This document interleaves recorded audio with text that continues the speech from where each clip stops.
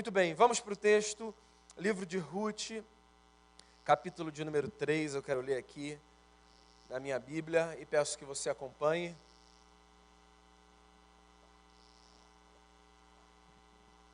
A leitura do texto diz assim a palavra do Senhor. Disse-lhe Noemi, sua sogra: minha filha, não hei de eu buscar-te um lar para que sejas feliz? Ora, pois não é Boaz, na companhia de cujas servas estiveste, um dos nossos parentes? Eis que esta noite a limpará a cevada na eira. Banha-te e unge-te, e põe os teus melhores vestidos, e desce a eira. Porém não te deis a conhecer ao homem, até que tenha acabado de comer e beber. Quando ele repousar, notarás o lugar em que se deita. Então chegarás e lhe descobrirás os pés e te deitarás, ele te dirá o que deves fazer. Respondeu-lhe Ruth: tudo quanto me disseres farei. Então foi para a eira e fez conforme tudo quanto sua sogra lhe havia ordenado. Havendo, pois, Boaz comido e bebido, estando já de coração um tanto alegre, veio deitar-se ao pé de um monte de cereais. Então chegou ela de mansinho e lhe descobriu os pés e se deitou. Sucedeu que pela meia-noite, assustando-se o homem, sentou-se, e eis que uma mulher estava deitada a seus pés. Disse ele: quem és tu? Ela respondeu: sou Ruth, tua serva. Estende a tua capa sobre a tua serva, porque tu és resgatador. Disse ele: bendita sejas tu do Senhor, minha filha. Melhor fizeste a tua última benevolência que a primeira, pois não foste após jovens, quer pobres, quer ricos. Agora, pois, minha filha, não tenhas receio, tudo quanto disseste eu te farei, pois toda a cidade do meu povo sabe que és mulher virtuosa. Ora, é muito verdade que eu sou resgatador, mas ainda outro resgatador há, mais chegado do que eu. Fica-te aqui esta noite, e será que pela manhã, se ele te quiser resgatar, bem está, que te resgate. Porém, se não lhe apraz resgatar-te, eu o farei, tão certo como vive o Senhor, deita-te aqui até amanhã. Ficou-se, pois, deitada a seus pés até pela manhã, e levantou-se antes que pudessem conhecer um ao outro, porque ele disse: não se saiba que veio mulher à eira. Disse mais: dá-me o manto que tens sobre ti e segura-o. Ela o segurou, ele o encheu com 6 medidas de cevada e lhe o pôs às costas. Então entrou ela na cidade. Em chegando à casa de sua sogra, esta lhe disse: como se te passaram as coisas, filha minha? Ela lhe contou tudo quanto aquele homem lhe fizera, e disse ainda: estas 6 medidas de cevada ele mas deu e me disse: não voltes para tua sogra sem nada. Então lhe disse Noemi: espera, minha filha, até que saibas em que darão as coisas, porque aquele homem não descansará enquanto não se resolver este caso ainda hoje. Essa é a palavra do Senhor. A gente está no meio de uma jornada estudando esse livro. Uma jornada que a gente resolveu chamar de fases, simples assim. Não apenas a história dessa família, mas a nossa história é feita de fases. Capítulo 1 de Ruth fala de uma fase que nos é comum a todos, a fase da dor. Quem nunca conheceu esse lugar, né? O lugar do sofrimento, o lugar da angústia, o lugar em que você não consegue discernir as coisas, o lugar de onde você não necessariamente sabe se vai sair. Tamanha a sensação de que aquele lugar é, na verdade, uma grande prisão. No capítulo 2 de Ruth, a gente conversou sobre uma outra fase da vida, que talvez seja uma fase mais fácil para uns do que para outros, dependendo do tipo de personalidade que você tiver, da sua história. A fase da persistência ou da perseverança. No meio do luto, Ruth vai à luta e tenta recomeçar a sua história, vai colher espiga nos campos. A mulher faminta resolve não aceitar para si a condição de miséria e sai em busca de uma oportunidade para que ela refaça a sua vida com a sua sogra. Agora a gente chega no capítulo 3. E o capítulo 3 também é uma fase que nos é solo comum. E se não é, pelo menos deveria ser, e que seja a partir de hoje, a fase da esperança. Se a gente não tem esperança na vida, meu amigo, minha amiga, eu não sei o que nos resta. Você pode ter passado pela dor. Você pode estar tentando carregar a perseverança e a persistência. É fundamental que você abra o seu coração para que a esperança gere dentro de você os resultados necessários para que a vida siga de uma maneira diferente. Então, só para recapitular, já que Ruth é quase uma novela, cenas do último capítulo, tá bom? O capítulo 2 termina com essa mulher, Ruth, voltando para sua casa, trazendo consigo 20 quilos de colheita.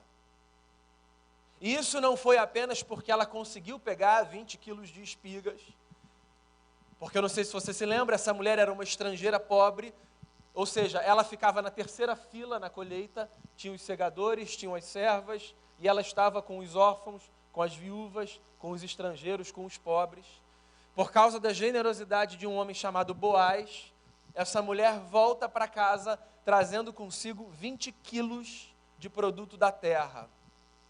E quando ela volta para casa, trazendo consigo esse montante de alimento, ela ouve da sua sogra, Noemi, um discurso que certamente lhe traz esperança ao coração. Noemi diz a Ruth o seguinte: Deus é bom para com os mortos e para com os vivos. Deus não se esquece de ninguém. Uma forma de dizer, Deus está honrando a memória do meu marido que já morreu, do seu marido que já morreu, e está também cuidando da gente. Capítulo 2 termina com essa fala, saindo da boca de Noemi, uma mulher que tinha mudado o seu nome para Mara, porque ela queria que todo mundo soubesse o tamanho da sua amargura. Não me chamem mais de Noemi, me chamem de Mara, porque o Senhor se esqueceu de mim.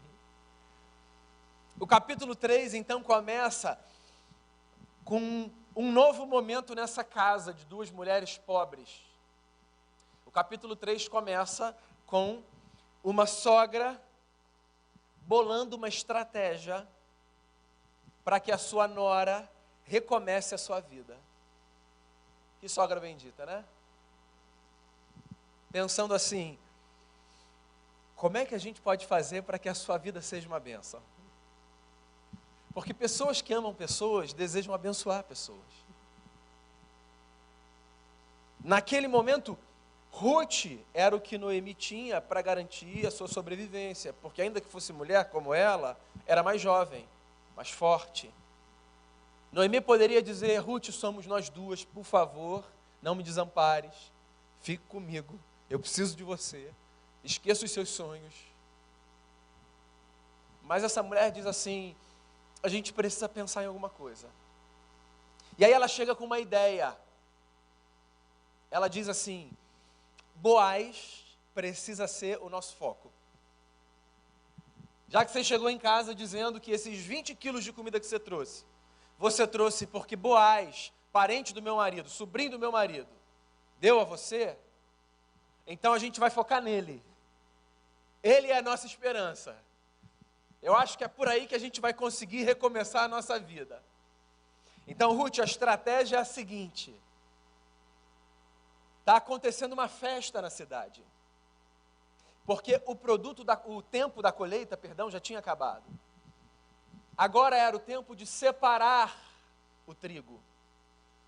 Então, se a colheita acontecia em cada propriedade, esse processo de separar o trigo, o cereal, acontecia num espaço que, ainda que fosse espaço de propriedade de alguém, chamado eira, era um espaço que era mais público, as pessoas se dirigiam para lá.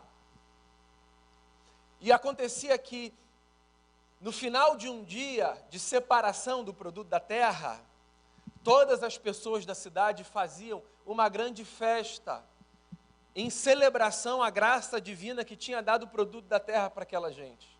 Numa sociedade agrícola, no mundo antigo, as pessoas entendiam que o produto da terra era sinal do favor de Deus sobre aquela gente. Então, sempre que havia produto da terra para ser colhido, a leitura que aquela gente fazia era, Deus é bom e nos abençoou. E aí o que eles faziam? Eles faziam uma grande festa, com muita comida, com muita bebida. Era a forma deles celebrarem a bênção de Deus sobre aquela gente, sobre aquele povo. Noemi sabia que as coisas aconteciam assim. E aí ela olha para sua nora e diz: Ruth, você vai se arrumar, pega uma roupinha bacana, bota um bom perfume e vai para a eira. Fica lá. Marca presença. Só aparece. Mas não fica nesse negócio de cheguei, gente, todo mundo olha para mim. Fica no canto. Fica discreta. Eu não quero que ninguém saiba, a princípio, que você está lá. Deixa a festa acontecer. Mais para frente, quando o povo já tivesse celebrado, quando o povo já tivesse fartado de comida e de bebida, aí você aparece. E aí você fica de olho no Boaz. Porque acontecia o seguinte: a festa era, sim, tão intensa e tão longa, que o pessoal acabava dormindo por ali. Uma espécie de rave do mundo antigo, sei lá. E eles ficavam ali, cada um achava o seu lugar, montava a sua tenda, e depois eles voltavam para a sua casa no outro dia, de manhã, com a luz do sol, mais seguro. Presta atenção onde o Boaz vai dormir. Deixa ele pegar no sono.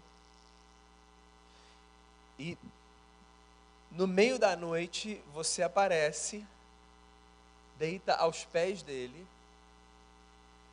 puxa um pouco o cobertor, para ver se ele acorda e a gente vai ver o que vai dar. Essa aí foi a estratégia, tá vendo? A Bíblia é interessantíssima. A Bíblia revela a humanidade no que há de melhor e no que há de pior. No que há de mais sensato e no que há de mais louco. A Bíblia é um livro que narra o ser humano como ele é. A mulher desenhou um script e disse: vai ser assim, você vai, passa um perfume, bota uma roupa bonita, fica ali no cantinho, não vai dançar lá no meio, chamar atenção. Deixa a festa acontecer. No final da festa, a gente começa a agir. A Ruth, muito leal à sua sogra, tinha feito um voto de que faria do seu Deus o seu Deus, e do seu povo o seu povo, e da sua terra a sua terra. Ela diz: tudo bem, eu vou fazer tudo como a senhora disser. Tem mais um negócio. A Noemi disse o seguinte para Ruth: deixa o Boaz agir. Não faça nada, não seja precipitada. Vamos ver o que ele vai fazer. E aí você age. Foi o que aconteceu, mais ou menos. A festa aconteceu, todo mundo comendo, bebendo, celebrando, agradecendo a Deus o produto da terra, o cuidado do Eterno sobre a vida deles, até que cada um foi para a sua tenda, e o Boaz foi para a sua. E ele entrou, ele pegou no sono, e a Ruth fez conforme o script da sua sogra. Entrou, se deitou e ficou ali aos pés dele, esperando. O texto diz uma coisa curiosa, diz que o Boaz, quando acorda, toma um susto, não é para menos, certo? Você está dormindo, você acorda no meio da noite, tem uma pessoa deitada no pé da sua cama, e ele diz a ela assim: quem é você? E o texto diz que ele faz essa pergunta porque ele já estava com o coração alegre. Você sabe que é um eufemismo, né? A festa tinha sido boa. Ele não estava conseguindo discernir direito. Eu estou falando que a Bíblia mostra a humanidade não apenas como ela deve ser, mas como ela é. Esse cara já estava fora da sua consciência, não estava conseguindo discernir direito, era noite, de uma tenda, uma mulher estranha. Ele diz: quem é você? E aí ela responde dizendo assim: eu sou a Ruth, a tua serva. O que é uma fala muito bonita, porque a Ruth já foi a Ruth, a estrangeira moabita. A Ruth já foi a Ruth da terceira camada lá da colheita. A mulher que ficava entre os pobres, os órfãos, os necessitados, as viúvas. A Ruth já foi a Ruth, nora de Noemi. Ainda era, mas em algum momento, essa era a única identificação que ela tinha para oferecer, entende? E agora a Ruth está entrando numa nova fase, porque a Ruth agora é a Ruth serva do Boaz. Ela tinha conquistado um espaço. Ela podia agora apontar para um lugar e dizer, eu trabalho com aquela gente. Só um parêntese aqui. Às vezes a gente acha que as narrativas da nossa história só se cumprem para descrever um capítulo. A gente pega um capítulo, a gente narra a nossa história a partir daquele capítulo, por toda a nossa vida. Sobretudo quando esse capítulo é um capítulo traumático, quando esse capítulo é um capítulo de ferida, de machucado. A gente sempre toma como referência aquela marca que a história nos deixou. A gente não abandona, a gente não deixa para trás, a gente não recolhe aquele capítulo ao lugar e ao tamanho que ele deve ter. A gente fica carregando aquela marca. Fulano é aquele, lembra? Lembra do fulano? Lembra do que ele fez? Ele é esse, não se esqueça, ele é esse. E a gente faz isso com os outros e a gente faz isso com a gente. Eu sou esse cara, ó, que Deus se esqueceu de mim. Eu sou Ruth, a mulher que perdeu o marido, porque Deus me abandonou. Eu sou Ruth, a mulher que perdeu o sogro, porque Deus me abandonou e abandonou a minha sogra. Eu sou Ruth, a mulher que teve que sair da sua terra para viver numa outra terra, sem saber do que ia dar. Ela poderia falar, eu sou a Ruth, apontando a sua desgraça. Mas ela fala, eu sou a Ruth, a tua serva. Porque ela consegue, pela esperança, enxergar um novo capítulo para a sua vida. E talvez seja isso que nos falte em alguns momentos da nossa história. Narrar a nossa vida, não a partir da desgraça, mas a partir da esperança. Olhar para a nossa trajetória e não dar mais importância ao que nos feriu do que ao que nos restaurou. Isso não é uma forma da gente fingir que as feridas não aconteceram. É só uma lembrança de que a gente não precisa narrar o nosso lugar única e exclusivamente a partir do momento mais doloroso da nossa jornada. Eu sou a Ruth, eu sou a tua serva, eu estou aqui, eu quero começar um negócio novo, eu quero começar uma fase nova. Só que essa mulher, eu imagino, está com o coração cheio de ansiedade, de expectativa. Sabe quando você chega num lugar e você está chegando com seus filhos, que já falaram no carro assim, eu estou com muita fome. E aí você fala assim para eles, ó, a gente vai chegar na casa, você não vai falar que está com fome. Você vai dar boa noite, vai esperar a comida ser servida. E aí a gente chega na casa. E o que eles falam antes do boa noite? Tio, eu estou com fome. Aí você olha e fala, o que a gente combinou? Educação. A Ruth, ela começa com uma fala bonita. Ela começa dizendo assim, eu sou a Ruth, a tua serva. E aí ela já atropela tudo. A sogra falou, espera o Boaz falar alguma coisa, minha filha. Não fale nada antes. E ela diz assim, eu sou a Ruth, a tua serva, se você puder, estenda a tua capa sobre mim e me cubra. Oh, calma. Essa pressa, essa aceleração. Você não falou que ia fazer o que ela tinha dito que era para você fazer? Essa fala é uma fala cheia de ironia e cheia de provocação. Tem um jogo de sedução acontecendo ali, eu imagino que você saiba. Desde o início da história, na verdade.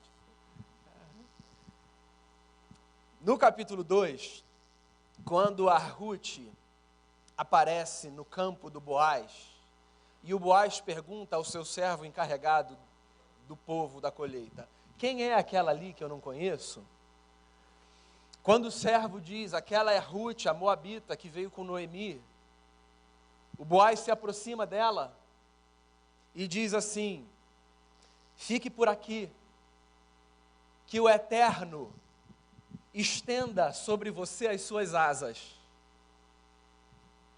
A palavra hebraica que aparece aí é a expressão kenap, asas. Que o Eterno cubra você com as suas asas. Que o Eterno dê proteção a você. A mesma palavra que os judeus usavam e que aparece traduzida por asas, é a palavra que aparece também traduzida por capa. Então ela está dando uma cantada gospel nele, olha só. Dá uma olhada. Que o que ela está dizendo é o seguinte: eu lembro da oração. Por que você não pode ser a capa de Deus sobre a minha vida? Olha aí, a cantada gospel, né? Por que você não pode ser essa capa que me protege? Seja você a resposta do favor de Deus sobre a minha vida. Saia do contexto da sedução. Porque o que está em jogo ali pode servir para outros momentos, outras fases e outros contextos da nossa vida. Não sei se você percebe. O cara que faz a oração pode ser também a resposta à oração que ele fez.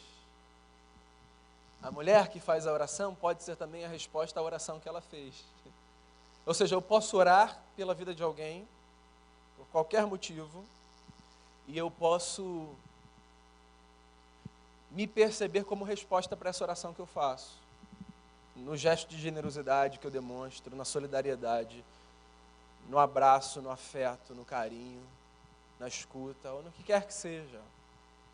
Tem 2 episódios aqui no texto que confirmam isso. Esse que eu acabei de narrar, do Boaz dizendo que o Eterno estenda sobre você a sua kenape, e aí ela orando dizendo, seja você a kenape de Deus sobre a minha vida.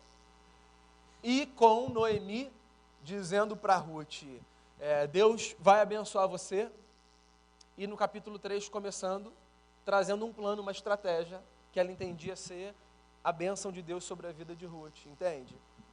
Tanto Boaz quanto Noemi fazem oração e se deparam com a constatação de que eles podem ser a resposta à oração que eles fazem. Porque a oração, um parêntese aqui, ela não é apenas uma atividade para aproximar a nossa alma de Deus.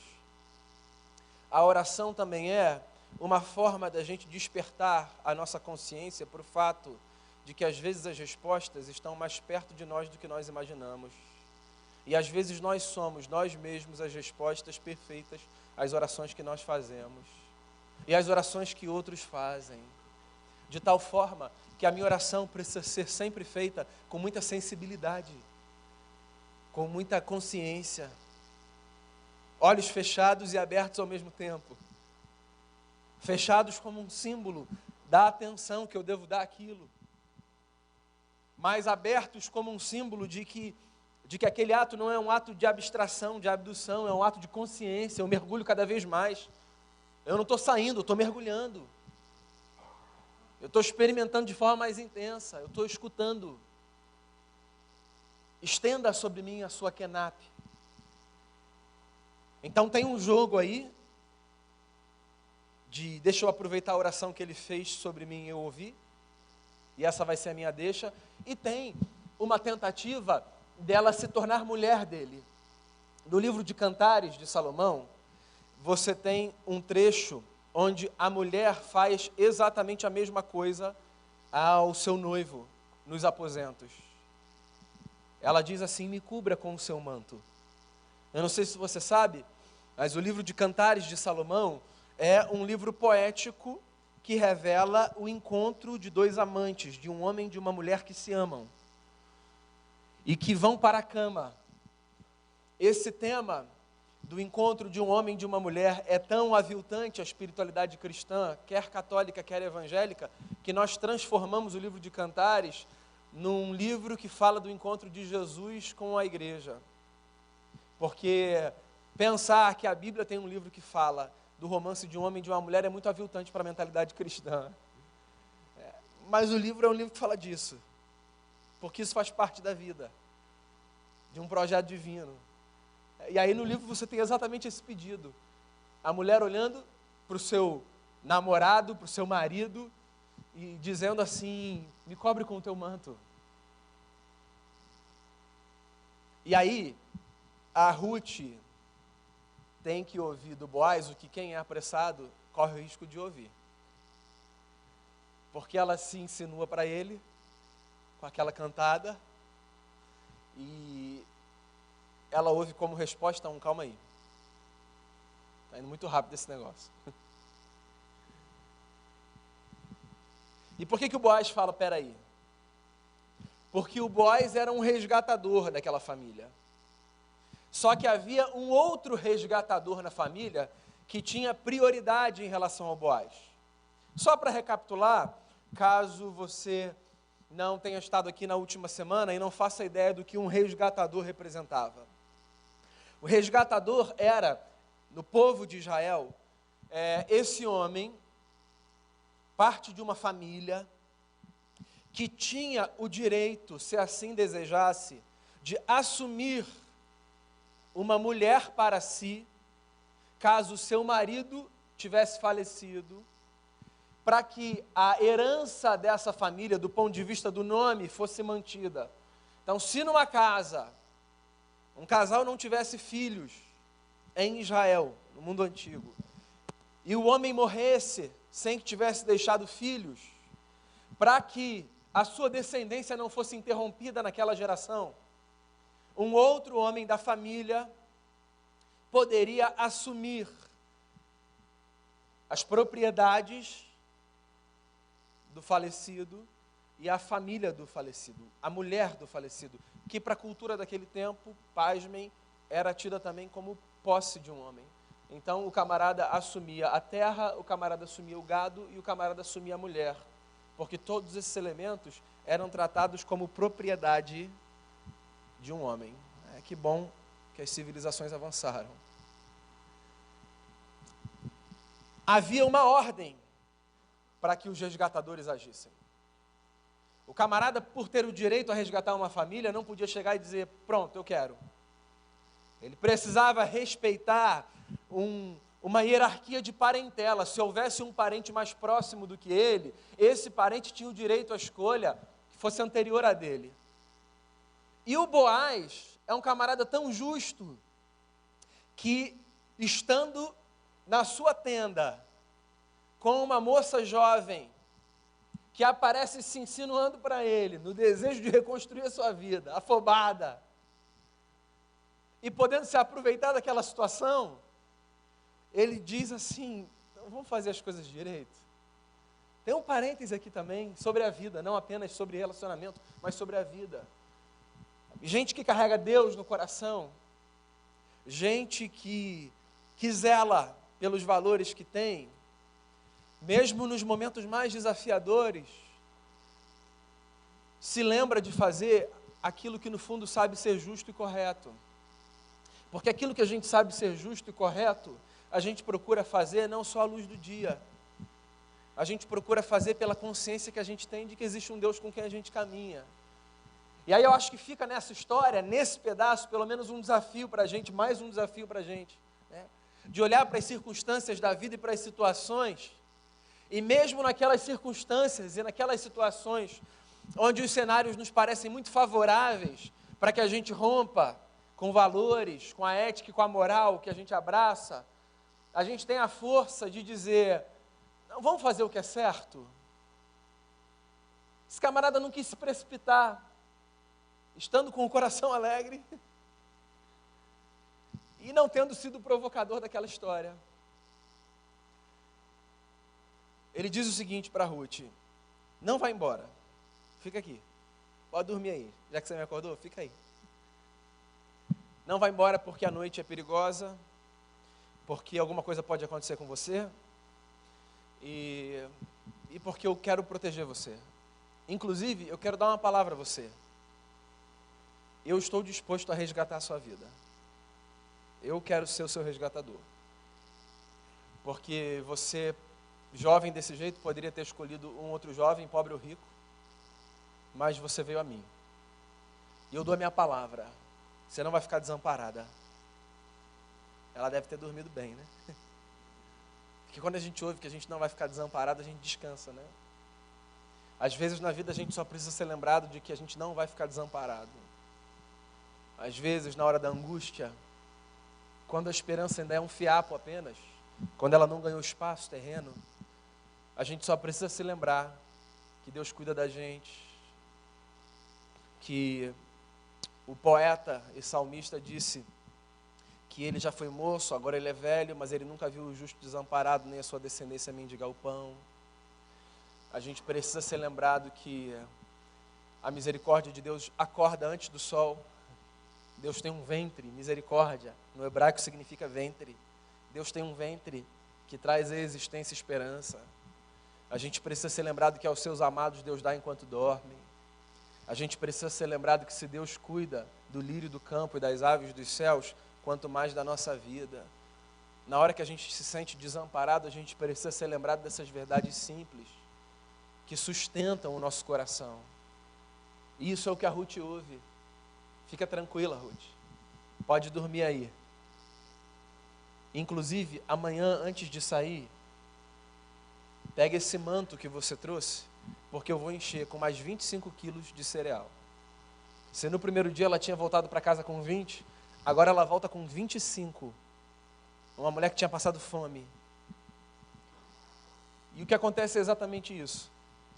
Ela acorda de manhã, bem cedo, porque ela não quer ser vista por ninguém, porque o Boaz não quer que o povo diga que ele se deitou com uma mulher que não era sua. Ela acorda cedo, antes do sol nascer, volta para sua casa e se encontra com a sua sogra. Você imagina, essa sogra não deve ter dormido a noite inteira. Inteira. Você acha? A noite inteira acordada. E Ruth não mandou nem ver minha mensagem no WhatsApp. Não deu nem tá um tracinho só. E Ruth que não dá uma notícia, um joinha para dizer assim, ó, tudo certo. Ela volta e a Noemi fala assim para ela, quem é você? Ela não está perguntando quem é você do mesmo jeito que o Boaz estava perguntando quem é você. O Boaz estava de noite dentro de uma tenda, sem esperar ninguém, com o coração alegre, e uma mulher está deitada aos seus pés. A pergunta do Boaz, quem é você, de fato é, oi? Eu não te conheço, se apresenta, por favor. Está meio assustador isso daqui? Quando a Noemi pergunta para Ruth, quem é você, o que ela quer saber é se ela já é a Ruth do Boaz. Então, o que ela está querendo saber é o seguinte, e aí, aconteceu alguma coisa? O que aconteceu? Me diga. Você ainda é Ruth, moabita estrangeira? Você ainda é Ruth, minha nora? Você ainda é Ruth, serva? Ou você é Ruth, senhora Boaz? Me diga, quem é você? E aí ela conta. Ela diz, eu fui lá, trouxe isso aqui, ó, 25 quilos de comida. Mas o Boaz pediu só para a gente esperar. Boaz pediu um tempo. Boaz pediu para a gente orar. O Boaz me lembrou que tem um resgatador à frente dele. E aí o capítulo termina com a Noemi dizendo assim para sua nora, fica tranquila, Deus vai resolver esse negócio, ponto. Então esse é o capítulo 3. E eu já disse, eu queria repetir, essa história é a história da nossa vida. Essa história é um arquétipo das nossas histórias. O que eu acho que você pode levar para casa? Sempre abra espaço para que uma fresta de esperança ilumine o seu coração e a sua alma. Porque se existe uma fase chamada dor, que às vezes só é atravessada por causa de muita persistência, existe um outro momento da vida, onde o rio da esperança é jorrado para dentro de nós, pela graça de Jesus e do seu Espírito. Não perca a esperança, não perca a esperança. Não embruteça o seu coração, não endureça o seu coração.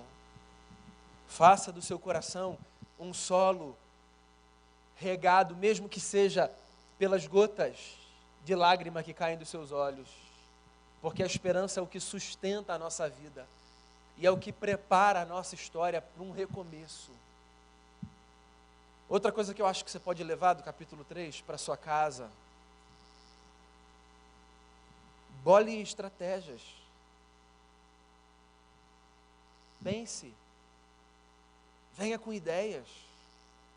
Oração não é só um negócio que a gente faz sentado ou de joelho. Oração também é um negócio que a gente faz rabiscando no papel. Eu não oro apenas quando eu fecho os meus olhos. Eu oro também quando eu tenho ideias. Quando eu consigo ter experiências que parecem ser a solução para os meus problemas. E quando eu vou em busca delas. Não fique apenas parado ou parada, se movimente. Faça isso por você, faça isso pelos outros. Converse com as pessoas. Diga, e se a gente fizer isso? Estava pensando num negócio aqui. Não tenha medo de colocar para fora as ideias que você tem. Os pensamentos que você tem. Não engula coisas que podem ser a salvação, pelo menos situacional da sua vida, entende? Às vezes a gente morre levando coisas que podiam ter mudado radicalmente o curso da nossa existência. Não tenha medo de arriscar. Ouça conselhos. Se abra para ouvir conselhos, para receber conselhos de pessoas que já caminharam mais, de pessoas que são sábias, de pessoas que são sensatas. Porque foi o roteiro da Noemi que fez com que a Ruth voltasse para casa quase como senhora Boaz. Uma outra coisa para você levar para a sua vida, não seja precipitado. Então, se o que foi dito no roteiro foi, diga boa noite e deixa ele falar o resto, não vai na afobação, não. A afobação geralmente coloca a gente em situações, mais complicadas do que as situações poderiam ser se a gente não fosse na afobação. Dá tempo ao tempo. Você não precisa sair correndo. Você não precisa chegar e falar, oi, boa noite, eu sou aqui a Ruth, você pode me cobrir com a sua capa, lembra da oração que você fez? Ah, já falei, pronto. Não, vai devagar, um dia de cada vez. Lembre-se de Jesus de Nazaré, basta cada dia o seu mal, um dia após o outro. A gente não precisa acumular, nem antecipar. A gente pode ir vivendo devagar. Outra lição que eu acho que você pode tirar para sua casa, para sua vida, seja justo, generoso, e mesmo dentro da tenda, fora da luz do sol, e num ambiente onde absolutamente ninguém vai ver o deslize, fica firme com seus valores, seu coração em paz, é a recompensa mais maravilhosa que você pode ter no final de um dia, quando você chega em casa e diz assim, eu quase caí no precipício. Cheguei a botar um pé assim, mas voltei. E uma última lição que eu acho que você pode levar para sua casa. Guarda fé no seu coração. Guarda fé. Quando você receber uma notícia, mesmo que essa notícia não seja a notícia completa do cenário que você tinha previsto quando você escreveu o roteiro, diga para si mesmo, não, Deus é bom, Deus está comigo. Deus vai enviar o resgatador. A gente termina daqui a pouquinho a história de Ruth. Mas que nessa manhã o seu coração seja inundado pela esperança que o Evangelho de Jesus nos traz. Jesus é o nosso Boaz. Ele é o nosso resgatador. Ele nos livrou da tragédia. Ele alimenta a nossa alma. Ele nos cobriu debaixo das suas asas, derramando sobre nós o seu sangue, nos purificando de todo pecado. Ele possibilita que a nossa vida recomece. Vamos orar. Vamos orar uma canção. Eu queria que você escutasse essa oração cantada, chamada Esperança.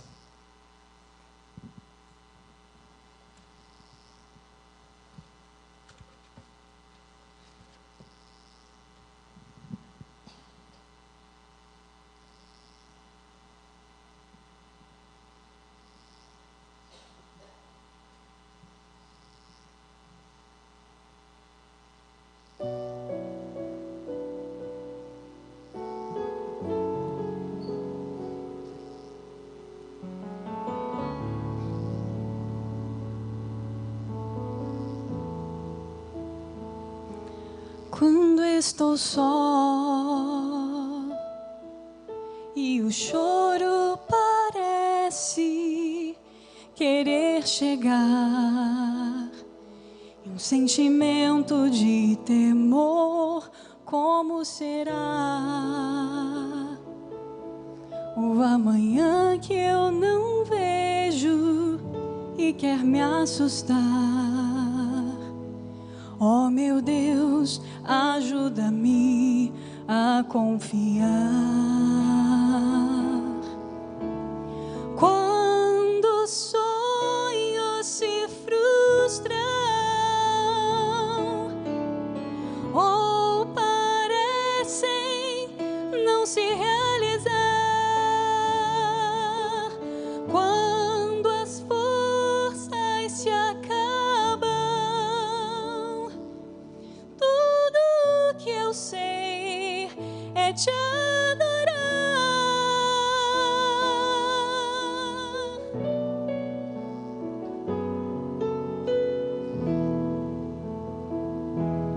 Quando as feridas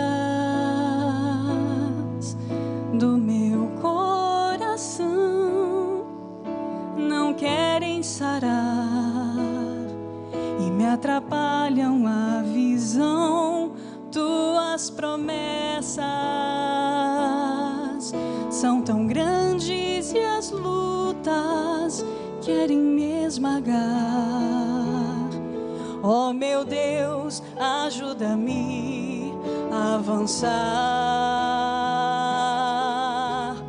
Quando os sonhos se frustram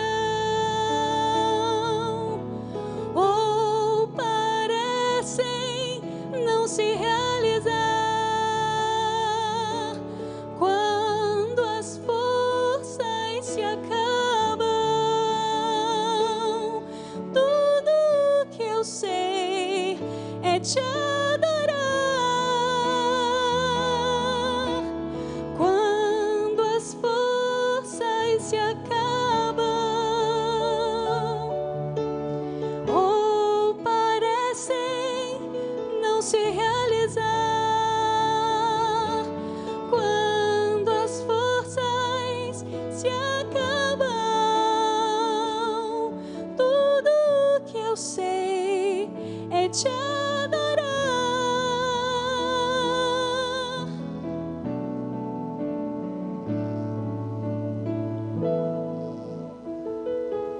Tua presença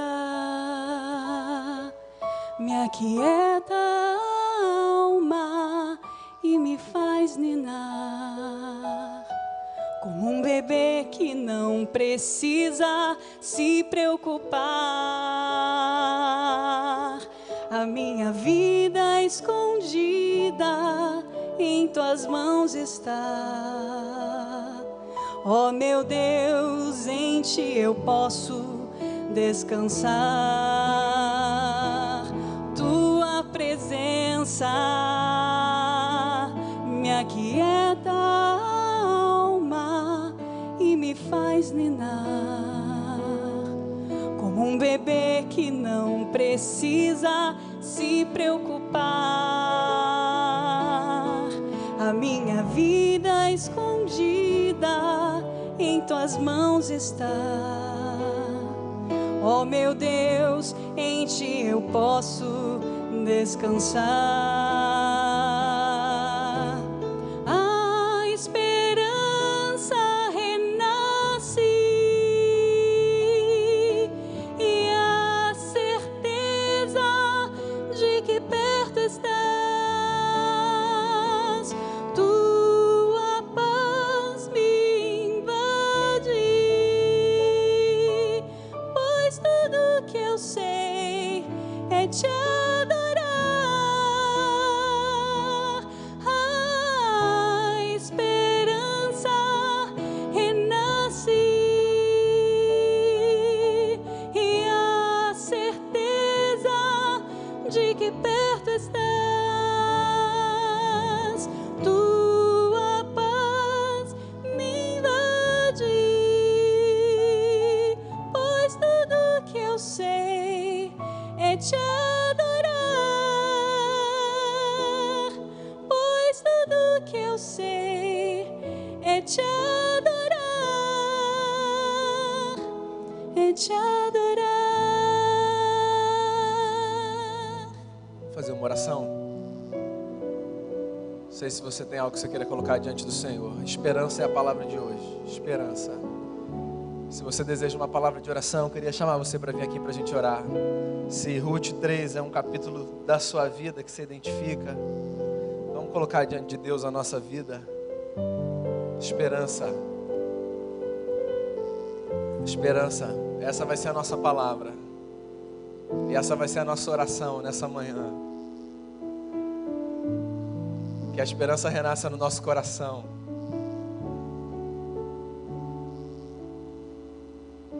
Jesus estendeu a sua capa sobre nós. Jesus nos cobre. Jesus nos cobre. Tem esperança pra gente. Todos os dias tem esperança pra gente. Você não precisa voltar para casa com o coração embrutecido, endurecido. Porque se uma gota da graça do Eterno cair sobre o solo do seu coração, então a esperança. É disso que a gente precisa, da esperança de Jesus, a esperança do Evangelho. Jesus, obrigado por nos cobrir com essa capa, com esse manto que nos protege da ira divina, que nos purifica. Enche o nosso coração de esperança, Senhor. Às vezes as circunstâncias são tão adversas, faltam recursos, faltam elementos materiais, às vezes falta saúde. Não deixa faltar esperança, em nome de Jesus, Senhor. Não deixa faltar esse capítulo 3 da nossa vida, essa fase nova. Não deixa a gente ter o coração endurecido. Que a gota da tua graça caia sobre o solo do nosso coração, dando cheiro de vida. Há na tua palavra um texto, Deus, que nos lembra que ao cheiro das águas, uma planta é capaz de renascer. Que o cheiro das águas, se tudo for o que tivermos, o cheiro das águas, que o simples cheiro das águas faça brotar dentro do nosso coração a semente da esperança, a semente do Evangelho. Que Jesus inunde o nosso coração nessa manhã. Que ninguém volte para casa do mesmo jeito que chegou, Senhor. Que a gente volte renovado no desejo de te servir, de continuar caminhando, de amar, de perdoar, de recomeçar. Abençoa a gente. Obrigado, Jesus, por ser o nosso resgatador. Que a gente volte com essa sensação no coração, com essa certeza inabalável. Nós fomos resgatados por Jesus de Nazaré, aquele que plantou dentro de nós a esperança de uma nova história. Em nome de Jesus, amém. Amém. Volte para o seu coração, para o seu lugar com o seu coração cheio da paz de Jesus.